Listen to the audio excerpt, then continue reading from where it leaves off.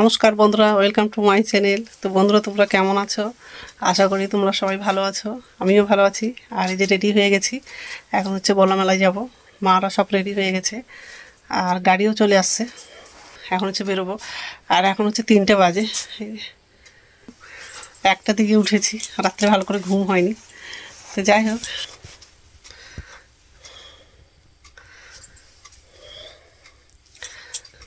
তো বন্ধুরা প্রথম থেকে লাস্ট অবধি ভিডিওটা দেখবা, ভালো লাগবে। এই যে মেলাতে চলে আসলাম, এখান থেকে হচ্ছে ভোগটা কিনবো আর হচ্ছে সামনে যাব।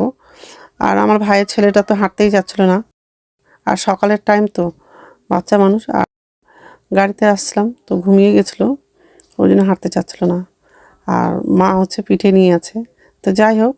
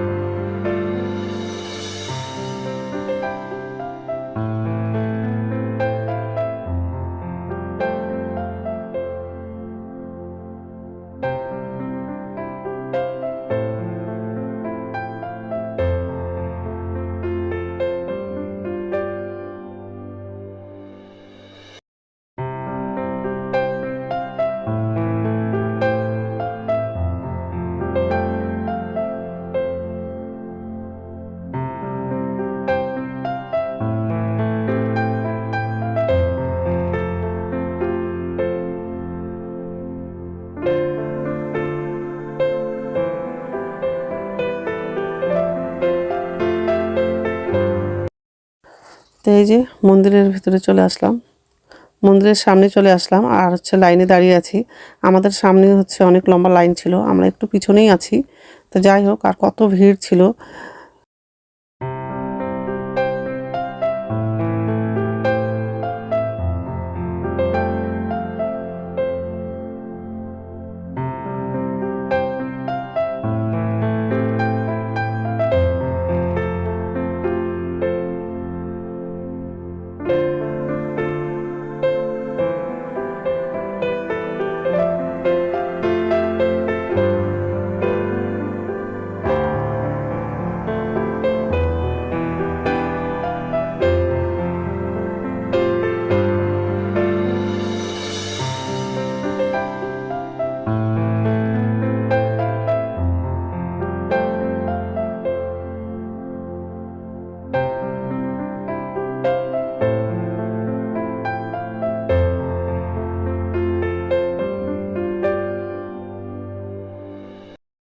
পাঠা মানসিকগুলো ছিল, এখনও তো কমপ্লিটই হয়নি, ওই জন্য গেটটা খোলেনি।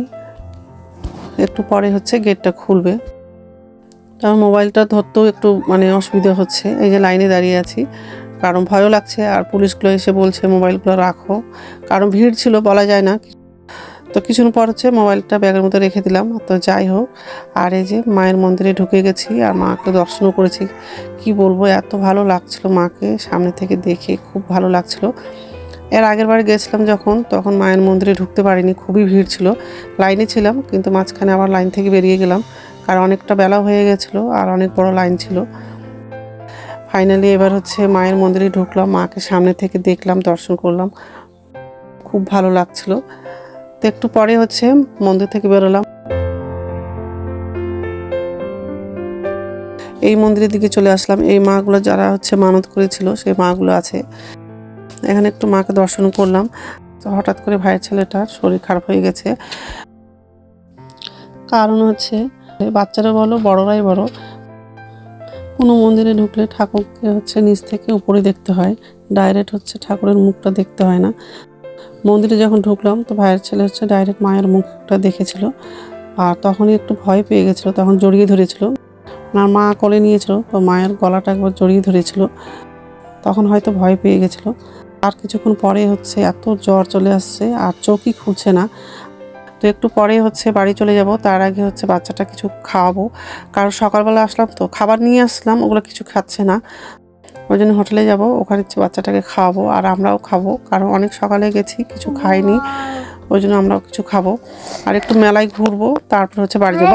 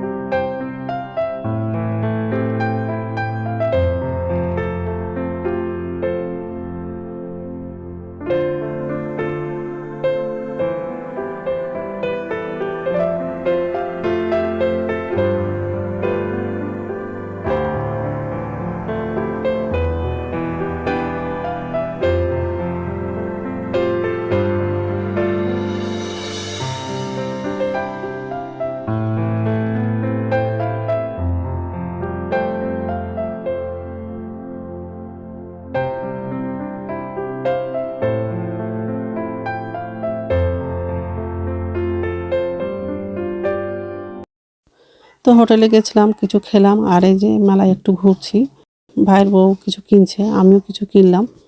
তো একটু ঘোরাঘুরি করব, তারপরে বাড়ি চলে যাব, কারণ ড্রাইভারকে ফোন করেছিলাম, তো গাড়িটা আছে রেল লাইনের ওই পারে, গাড়ি নিয়ে চলে আসছে।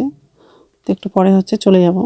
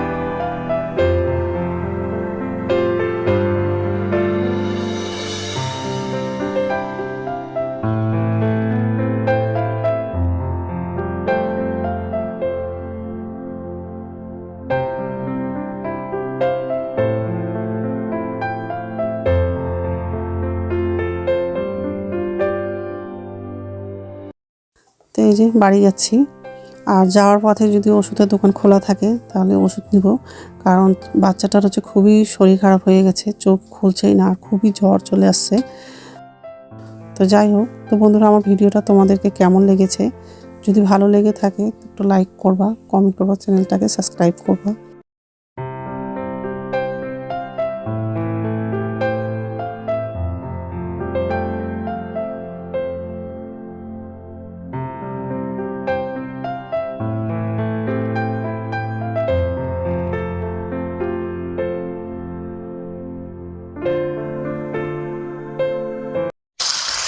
তো বন্ধুরা মেলা থেকে বাড়ি চলে আসলাম।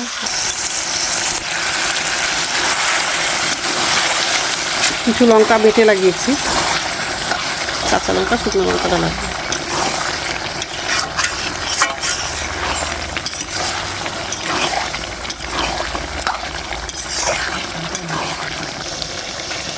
বিচিগুলো বের করে দিলেই হতো, হয়ে গেছে। আর দিও না, না এটাতে দিতে হবে না, এই তো লঙ্কা গুঁড়ো লাগালাম দিয়ে এটাতে।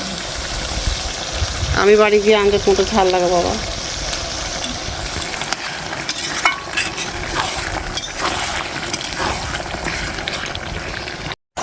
মাংসের মধ্যে আলু লাগালাম আর ঝোলের জন্য জল লাগিয়ে দিয়েছি, আর গরম মশলাটা লাগানো হয়নি, লাগাবো।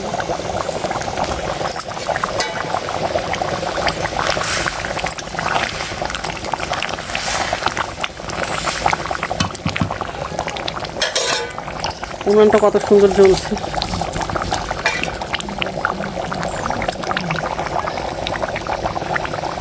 বাটলা গরম মশলা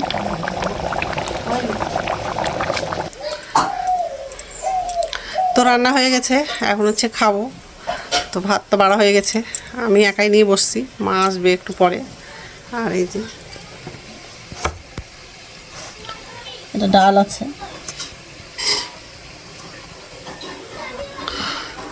তো মা আসবে, মারও খাবার নিয়ে আসছে। ঠিক আছে, খেয়ে নেই, তারপর কথা বলছি।